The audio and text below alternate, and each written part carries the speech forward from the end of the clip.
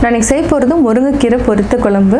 அதாவது என்ன, முருங்கைக்கீரை வந்து நம்ம 1 கப் எடுத்துக்கணும். துவரம் பருப்பு வந்து 1 கப் வந்து நல்லா வேக வச்சு தனியாக எடுத்து வச்சுக்கணும். இது கூட வந்து வரமிளகாய், தேங்காய், சீரகம், மிளகு, பச்சரிசி, அதாவது கிரேவி வந்து திக்காகிறதுக்காக இதையும் நம்ம நல்லா வறுத்துட்டு அரைச்சி தனியாக வைக்கணும். அதுக்கப்புறம் தாளிச்சிட்டு நம்ம இதை ஊற்றி செய்ய போகிறோம். வாங்க எப்படி செய்கிறதுன்னு பார்க்கலாம். நான் இன்றைக்கி செய்ய போகிறது முருங்கைக்கீரை பொரித்த குழம்பு.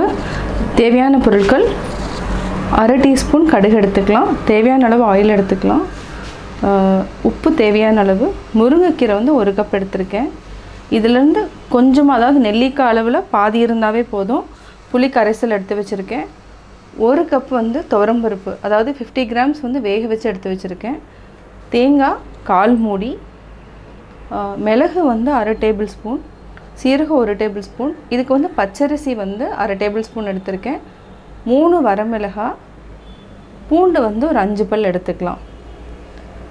இப்போ எப்படி செய்கிறதுன்னு பார்க்கலாம். இப்போ நம்ம மண் பாத்திரம் வச்சுட்டோம். இதுக்கு வந்து தேவையான அளவு ஆயில் விட்டுக்கலாம். 2 டேபிள் ஸ்பூன் ஆயில் விட்டுருக்கேன்.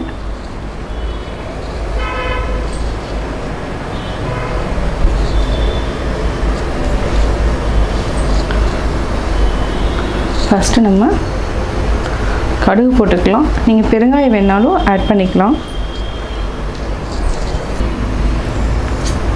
கடுகு போட்டு நல்லா பொரியட்டும். இதுக்கு வந்து நீங்கள் வந்து வெங்காயம் தேவைன்னா ஆட் பண்ணிக்கோங்க, இல்லைன்னா தேவையில்லை. நான் வந்து இதுக்கு வெங்காயம் ஆட் பண்ணாமல் தான் செய்ய போகிறேன்.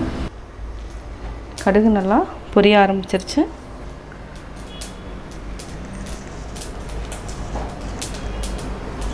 நம்ம இந்த டைமில் தேங்காய், வரமிளகாய், பூண்டு, பச்சரிசி, மிளகு, சீரகம் இது எல்லாத்தையுமே நம்ம வந்து பச்சையாகவே வந்து அரைச்சி தனியாக பேஸ்ட் பண்ணிக்கலாம். இப்போது கருவேப்பிலை போட்டு சிம்மில் வச்சுக்கோங்க. சிம்மில் வச்சுட்டு நம்ம, அதாவது முருங்கைக்கீரை இதை நல்லா நான் க்ளீன் பண்ணி வச்சுருக்கேன்.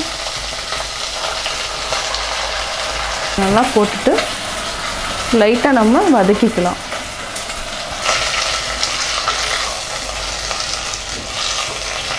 இது வந்து தாராளமாக வந்து 4 பேர் சாப்பிட்லாம். நீங்கள் வந்து வீட்டில் நிறையா இருந்தாங்கன்னா 1 கட்டு முருங்கைக்கீரை கூட நம்ம போட்டுக்கலாம். நான் வந்து 1 கட்டில் பாதி தான் நான் எடுத்திருக்கேன். அதே மாதிரி இது வந்து பிஞ்சு முருங்கைக்கீரை. நம்ம இப்போ 1/2 டம்ளர் தண்ணி ஊற்றி நல்லா வேக வச்சுக்கலாம்.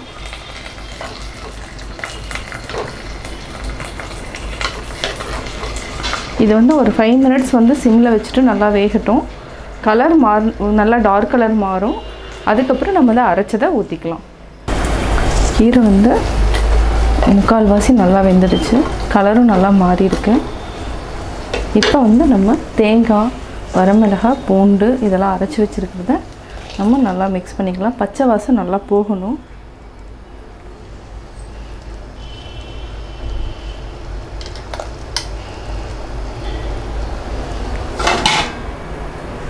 நல்லா கொதிக்கட்டும்.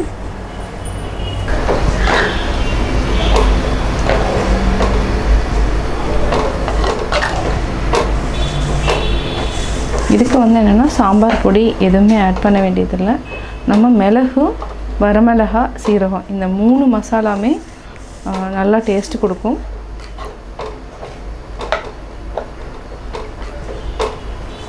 இது நல்லா வேகட்டும். ஒரு 2 மினிட்ஸ் மூடி வச்சுக்கலாம். இப்போது நல்லா பச்சை வாசம்லாம் போயிடுச்சு. நம்ம இதில் உப்பு போட்டுக்கலாம்.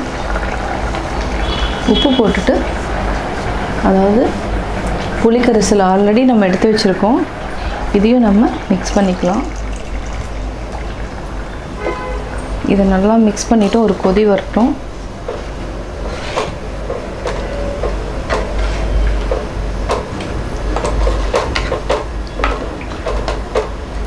புளி வந்து உங்களுக்கு வேண்டாம்னா நீங்கள் ஒரே ஒரு தக்காளி மட்டும் ஆட் பண்ணிக்கோங்க. அதுவும் நாட்டு தக்காளி ஆட் பண்ணிக்கோங்க. ஒரு கொதி வரட்டும், நம்ம பருப்பு ஆட் பண்ணிக்கலாம்.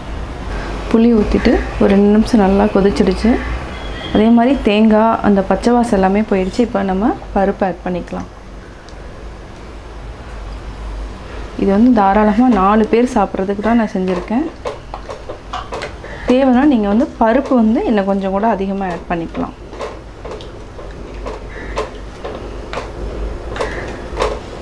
இது வந்து ஒரு 3 நிமிஷம் வந்து நல்லா கொதிக்கட்டும்.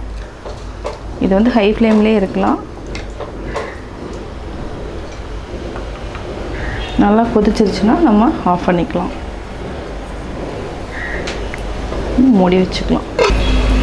இப்போது முருங்கைக்கீரை பொரித்த குழம்பு ரெடி ஆகிடுச்சு. இப்போ நம்ம ஆஃப் பண்ணிக்கலாம்.